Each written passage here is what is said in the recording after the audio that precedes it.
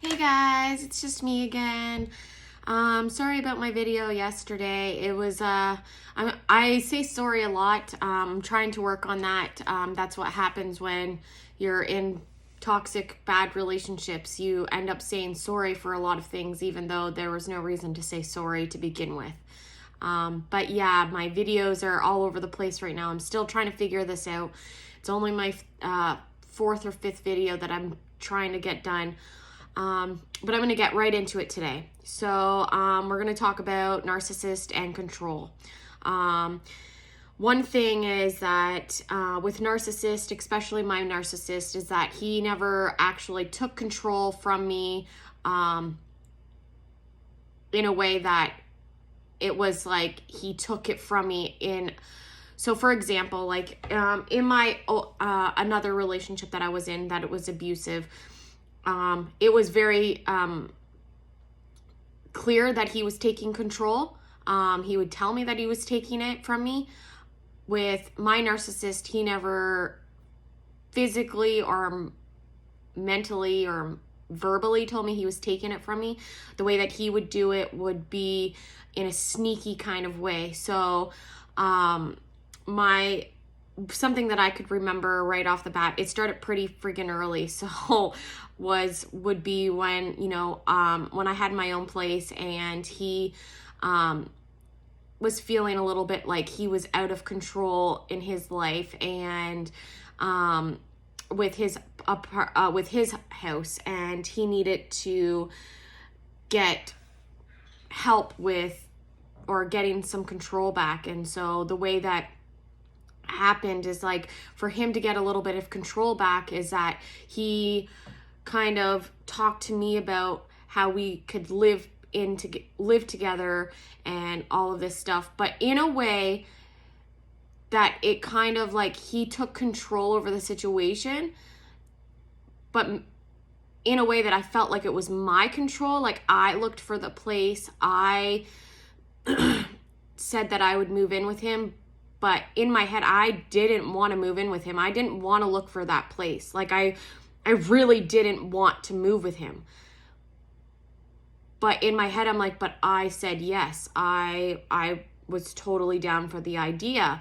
But for in some way, he was able to manipulate the situation into this and take control of the situation, so that I felt like it was in my control because I looked for the place and I got us the house, and I kind of took control of us moving. But that isn't actually how it went down, is that he did have control over the whole situation. He had control over me moving in with him and me moving and us moving into this house, and who was going where and what was happening and who was helping us move. But that manipulation that happened was that in my head, I had full control over that. It was kind of hard because in my whole relationship, it felt that way, that I was being manipulated to thinking I had all control over my life. But in a lot of ways, I did not have control. He kind of took it away from me. And I think that I started losing myself early on in our relationship because I was being manipulated to think that I had all of this control, and I had none. And it wasn't that I needed the control, but I needed to know that I had some control over something. And I felt like I had no control. So then I felt like I had to fight for more control, because in some ways I was like, I have no control over anything. But he was saying that I had all control over everything. He would tell me like I was trying to control him and control what we did and where we went and who we hung out with. But in all reality, I didn't have control over any of it. And but I would think that I had control over it. And I I didn't have any control over any of it. And it was really hard because,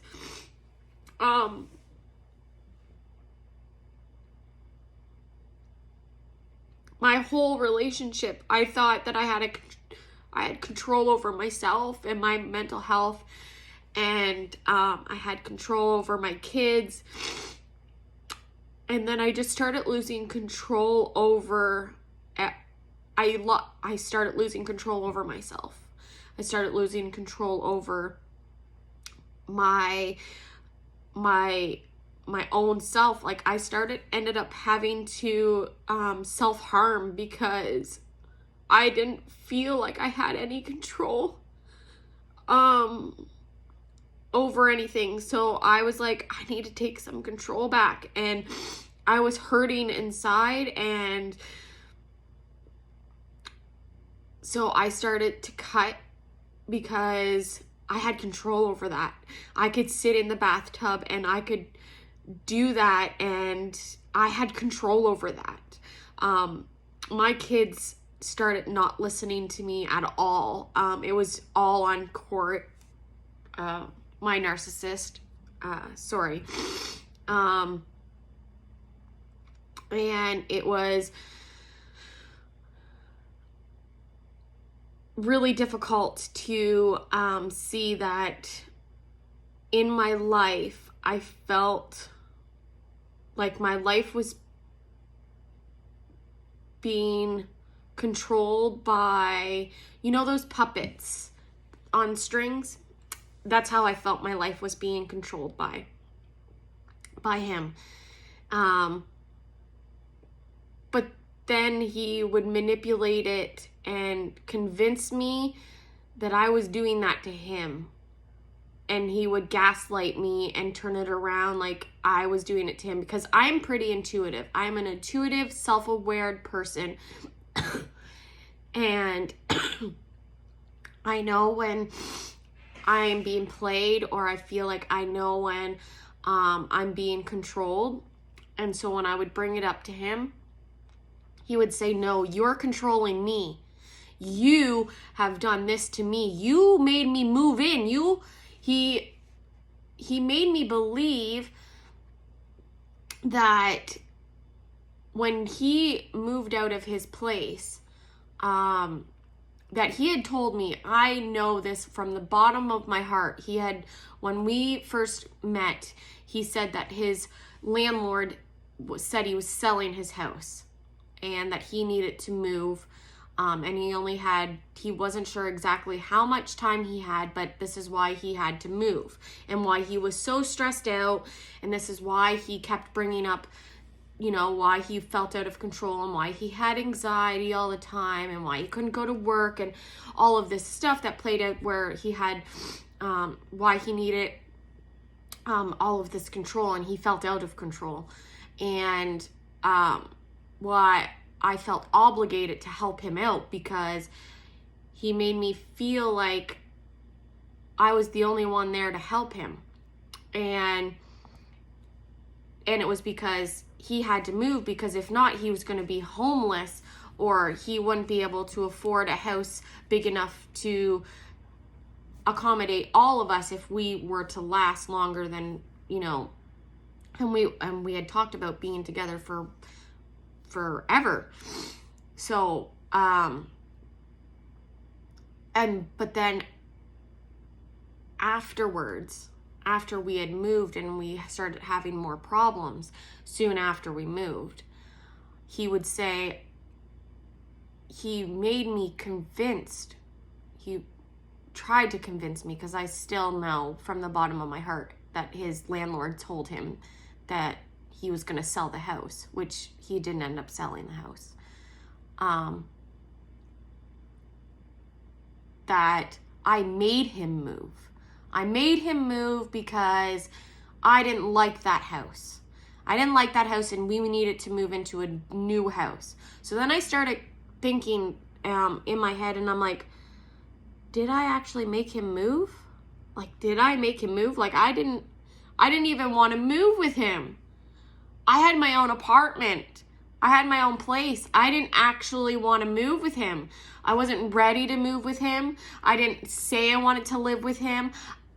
I didn't make him move, like, at all. I was dead set on not moving.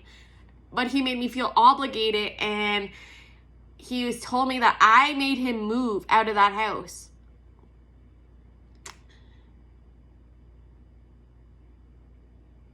And I'm still trying to think, like, I'm still sitting here and I'm still thinking, like, did I make him move out of that house?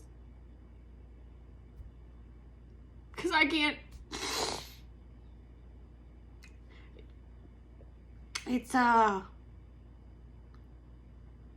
very hard because I feel like he just took that control. He just took everything. He gaslighted me so much to making me think that I didn't know what I was talking about, and he took the control from me, but made me feel like I had control. And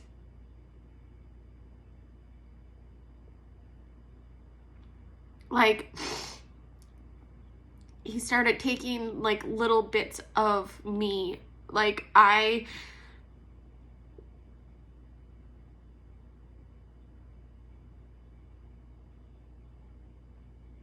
don't know. I think, I'm sorry.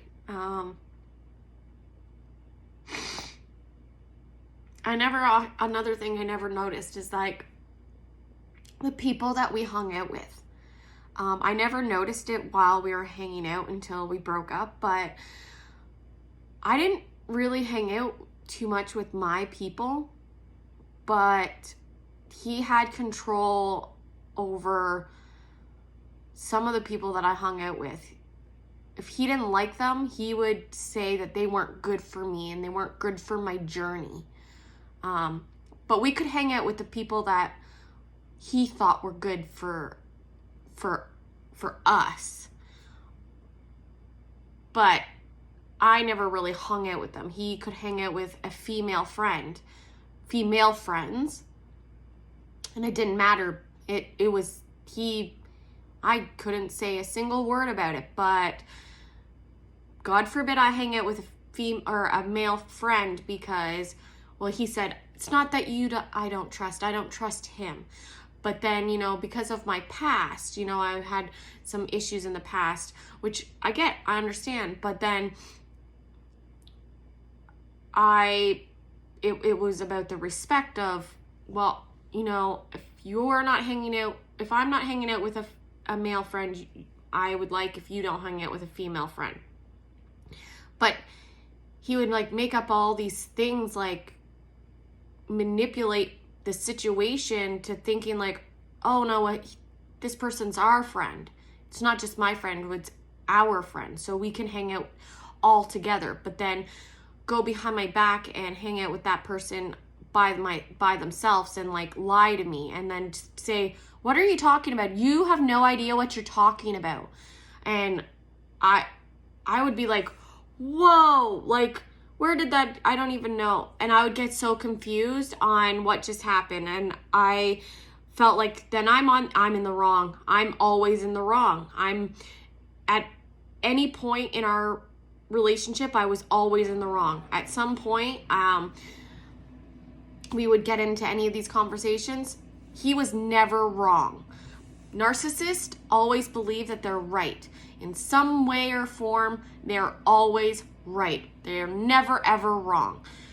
They will turn it around. They will gaslight you. They will make the best conclusion why they are right and you are wrong. Even if you have proof that you're right, they can turn that around and they will switch it around to say, for some reason, we went to a counseling appointment for a therapy because he said, okay, we'll try some therapy, couples therapy. We went to this therapist, and this is what he does for a living. He does this for a living. And I was saying my part. Like I said, I'm intuitive. I'm self-aware. I'm a pretty intelligent person. And I was just saying how things were going and whatever. And the therapist was agreeing with me on something, and my narcissist was saying something and trying to gaslight me while we're in this situation, and he's trying to outsmart me. He's trying to make himself smarter, or using big words and like blanket this. He used a blanket definition of something, and the counselor or the therapist was like trying to say like, well, you know, but she has a point on, you know, this blah blah blah blah blah blah blah. Anyways, he was on my side for something, and it wasn't about being on my side. He was just trying to get the point of what I was trying to say.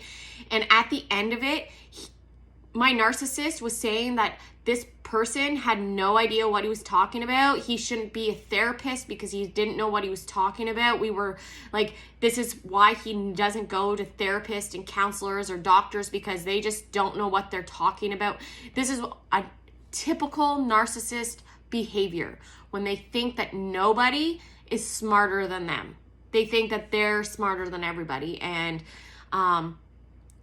doctors, counselors, therapists, psychiatrists, other people that are smarter than them don't know what they're talking about. They will always be right. They will always outsmart them. And especially because he is intellectually knows, not even understands, but knows bigger words and can use them in a sentence to try to outsmart or gaslight somebody or belittle somebody.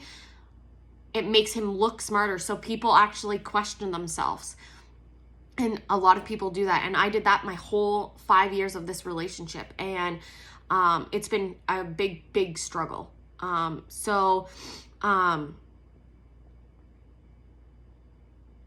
Yeah, it was definitely really hard to leave that counseling appointment, but also feel good because I was like, wow, I could see it with my own eyes that this is what a narcissist is. And that's when I started thinking about narcissism. And I think that is when I started to realize that I didn't want to be in this relationship. It did take 2 years, but 2 years, and I finally did it. In my next video, because I'm going to go on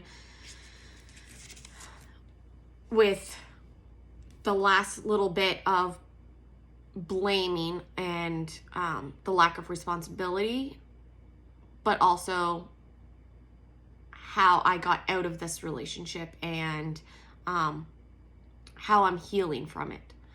So I hope you stick around and listen to it, and hopefully you're getting some information about it. Thank you for listening. Don't forget to like my videos and share it. Thanks.